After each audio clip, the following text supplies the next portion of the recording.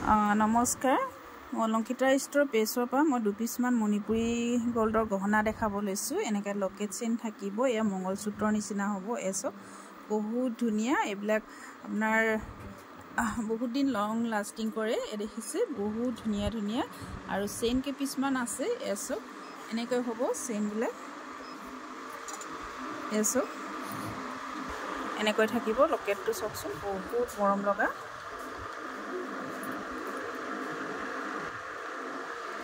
এছক এনেকৈ হ'ব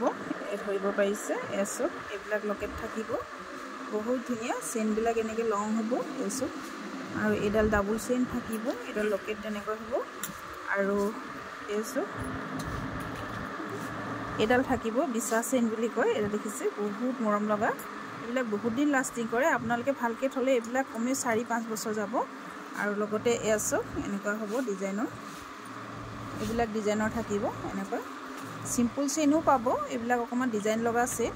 এছক যদি ভাল লাগে আপোনালোকে স্ক্ৰীনশ্বট লৈ হোৱাটছআপ কৰিব মানে স্ক্ৰীনটো অফ হৈ যাব এছক